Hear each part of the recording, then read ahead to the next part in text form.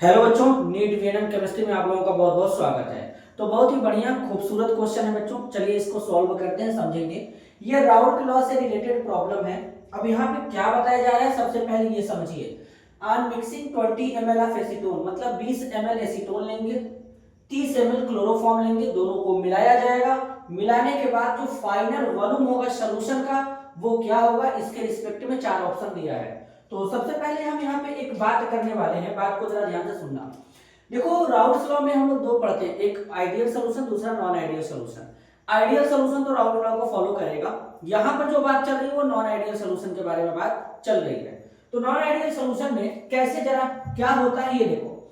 जैसे अगर हम सॉल्वेंट लें तो सॉल्वेंट में ए के मॉलिक्यूल होंगे, मतलब ढेर सारे उसमें ए होंगे, तो ए के बीच में इंटरेक्शन होगा। अब यहाँ पे लेते हैं बी, बी क्या रहेगा, सॉल्यूट रहेगा।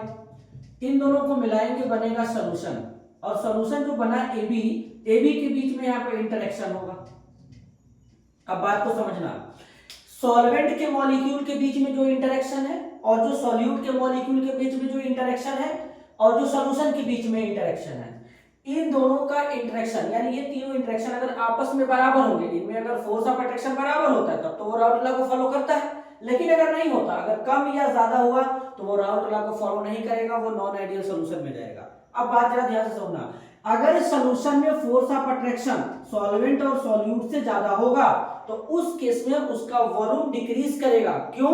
अगर अट्रैक्शन ज्यादा है, दिमाग से सोचो कि अगर अट्रैक्शन ज्यादा है तो वोलाटाइल नेचर कम होगा, तो उस केस में वॉल्यूम डिक्रीज करेगा। और जब वॉल्यूम डिक्रीज करता है तो नेगेटिव डेविएशन लगता है, अगर वॉल्यूम बढ़ा तो पॉजिटिव डेविएशन लगता है। तो यही यहाँ पे चेक करना है। तो चलो यहाँ पे लेते हैं, देखो हमारे पास है एसीटोन।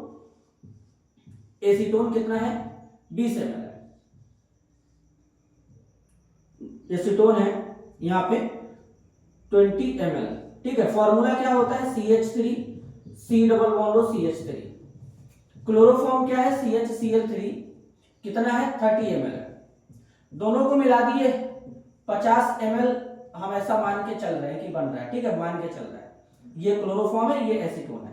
लेकिन होता क्या है कि जब तुम क्लोरोफॉर्म और एसीटोन को मिलाते हो तो ध्यान से समझना, ये देखो CH3 को Me भी लिखते हैं, ठीक है, तो यहां पर डबल बॉन्ड O हो गया। ये क्या है, एसीटोन है। और ये देखो क्लोरोफॉर्म है, Cl Cl Cl, इनके बीच में क्या हो रहा है, हाइड्रोजन बॉन्डिंग हो रहा है।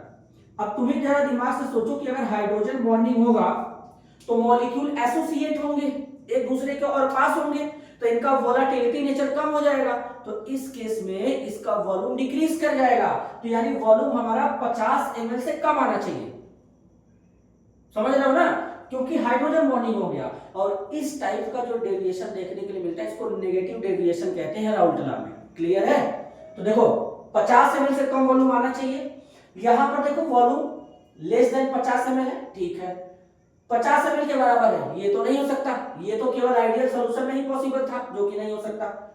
50 ml से वॉल्यूम क्या हो जाए, ज्यादा हो जाए। ये कब पॉसिबल था, जब सॉल्यूशन का वेपर प्रेशर क्या हो, ज्यादा हो, मतलब वोलेटिलिटी नेचर ज्यादा हो, तो उस केस में, यानी ये पॉजिटिव डेविएशन में पॉसिबल है। ये तो एकदम ही पॉसिबल नहीं है, यहाँ पे डी वाला, तो यानी ये भी नहीं पॉसिबल, ये भी नहीं पॉसिबल। फाइनल आंसर ऑप्शन ये होगा, वॉल्यूम 50 ml से क्या होगा, कम होगा। ठीक है, तो इस तरीके से इस क्वेश्चन को सॉल्व करेंगे। अगर वीडियो पसंद आया तो लाइक करिए, ज्यादा से ज्यादा लोगों तक शेयर करिए। तब तक के लिए धन्यवाद, नमस्कार।